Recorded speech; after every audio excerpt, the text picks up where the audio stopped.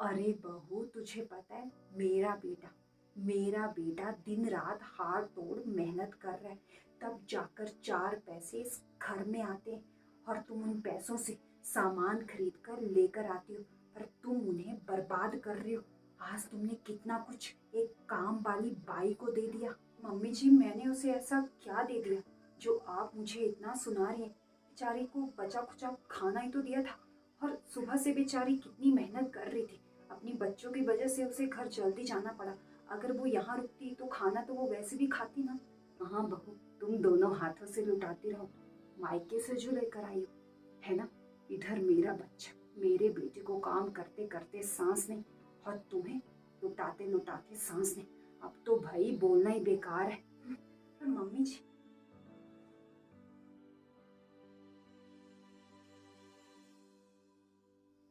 आ गया बेटा, आ गया तू।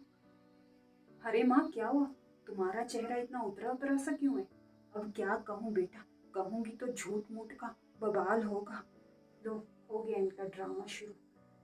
बेटा, अब मैं क्या बताऊं, तुम्हारी बीबी तुम्हारे जाते सब कुछ उस काम वाली बाई पर लुटा देती।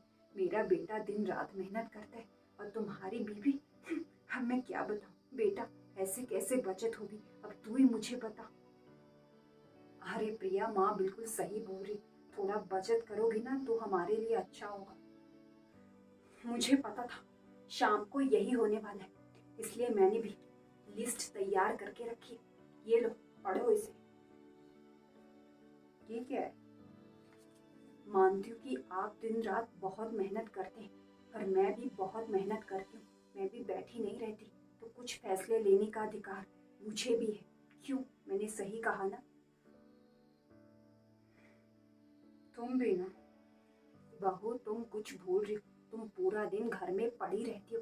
पैसा तो मेरा बेटा कमाता है, दिन रात मेहनत वो करता है। तुम तो बस घर में पड़ी रहती हो। चिंता मत करिए सासू, अब आपकी बहू भी हर रोज कमाएगी। इसलिए तो मैंने लिस्ट आपके बेटे को तैयार करके दी है। मम्मी जी, मैं पूरा घर संभालती हूँ, आपके लिए, आपके बेटे के लिए, बच्चों के लिए खाना बनाती हूँ। इस हिसाब से मैं रसोइया हूँ, है ना। आपके कपड़े धोती हूँ, आपके बेटे के कपड़े धोती हूँ, आपके बच्चों के कपड़े धोती हूँ। इस हिसाब से धोबी हुई ना। और हाँ, बच्चों के लिए ट्यूशन टीचर हुई ना। और हाँ, आपके लिए केयर टेकर और इस घर की चौकीदार। इस हिसाब से तो मुझे भी मेरी सैलरी मिलनी चाहिए ना। कल से मुझे मेरी सैलरी मिल जानी चाहिए। सैलरी मैंने लिस्ट में लिख दी है। क्यों, मैंने सही कहा ना? हाँ, मैं भी पैसे कमाऊंगी, मुझे भी सैलरी मिलेगी। सही कहा ना? अब मैं भी अपने हक के फैसले ले सकती हूँ, है ना मम्मी जी। अरे माँ, प्रिया बिल्कुल सही बोल रही। आप भूल गए क्या? आप भी तो एक हाउस वाइफ थी। एक औरत को क्या क्या करना पड़ता है वो आप जानते हैं। अगर आज मैं बाहर अच्छे से काम कर पा रहा हूँ तो वो प्रिया की वजह से, क्योंकि प्रिया आपका और बच्चों का अच्छे से ध्यान रखती है। देखा जाए तो मुझसे ज़्यादा मेहनत तो प्रिया करती है। क्यों माँ, मैंने सही कहा ना? अरे हाँ हाँ बेटा, फिर भी बचत तो करनी होती है ना। निजी में ऐसे किसी को कुछ नहीं देती। पर आपने देखा ना, कल माला ने मेरी कितनी मदद की खाना बनाने में। अगर मैं बाहर से लेकर आती तो कितना पैसा खर्च हो जाता।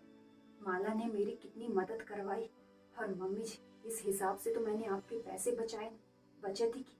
और माला को जो दिया उसके हक का था, और कुछ नहीं। मम्मी जी, प्लीज मुझ पर विश्वास कीजिए। बहू, मैंने भी अपनी सास से ये सब कुछ सुना था, तभी मैंने तुमसे कहा। उस वक्त मैं घर संभालती थी, तब शायद मैं इस मेहनत को नहीं समझ पाई। कभी कभी ना, आवाज उठाने में एक औरत को बहुत हिचक होती है ना। पर कभी कभी अपने हक के लिए आवाज उठानी ही पड़ती। इसी में सबकी भलाई होती।